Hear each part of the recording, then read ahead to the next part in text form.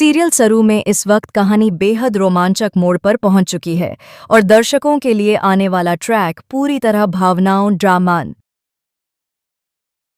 Drama और बड़े खुलासों से भरा होने वाला है। इस एपिसोड में आप देखेंगे कि सरू, जो पिछले कई दिनों से परेशान है, आखिरकार खुद को संभालते हुए एक कैफे में नौकरी करने का फैसला करती है।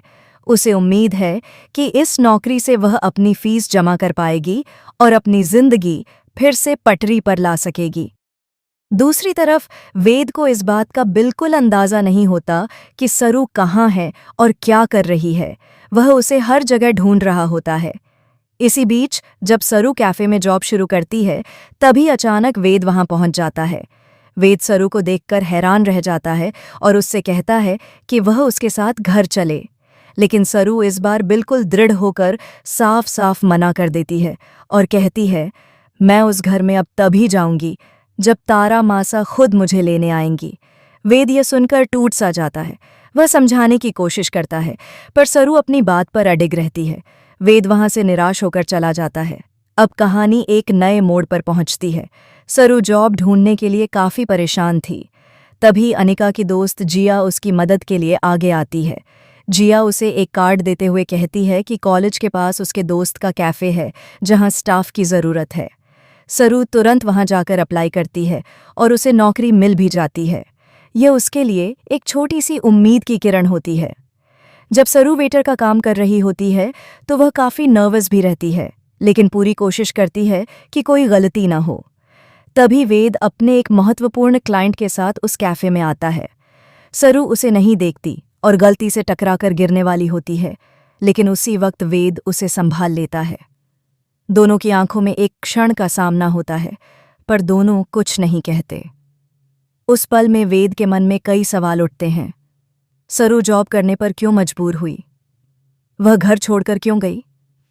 अगले दिन वेद फिर से कैफे पहुंचता है, लेकिन इस बार वहां एक बड़ा ड्रामा हो जाता है। अनिका भी वहां पहुंच जाती है और सबके सामने चिल्लाते हुए कहती है, ये सरू नहीं, ये बजाज फैमिली की बहू है। ये सुनते ही पूरे कैफे में खलबली मच जाती है।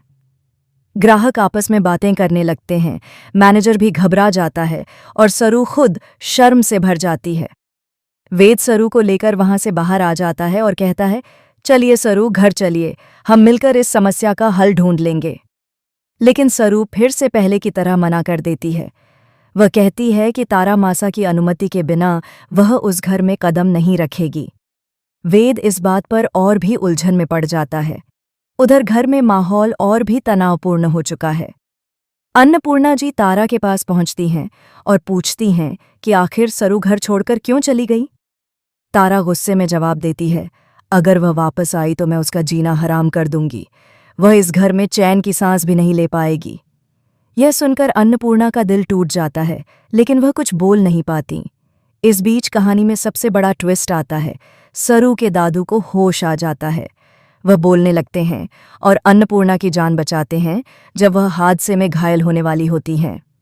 दादू की वापसी पूरे परिवार के लिए एक बड़ा झटका है, खासकर कामिनी के लिए, जो अब यह जानने को उत्साहित हो जाती है कि दादू सच बोलेंगे और बताएंगे कि सरू असल में किसकी बेटी है, सरोजा की या चंद्रकांत की। कामिनी अपने मन में प्लान बनाना शुरू कर देती है कि कैसे दादू से सच उगलवाया जाए। दूसरी तरफ सरू अनजान रहती है कि उसका अतीत अब सामने आने वाला है और उसके जीवन की सबसे बड़ी सच्चाई उजागर होने वाली है। अब सवाल ये है कि क्या दादू सच में सरू की पहचान बता देंगे? क्या सरू वेद के साथ वापस घर जाएगी? क्या तारा मासा उसे अपनाएंगी? और क्या बजाज फैमिली में एक और बड़ा तूफान आने वाला है? आपको क्या लगता है, आने वाला ट्विस्ट किस दिशा में जाएगा?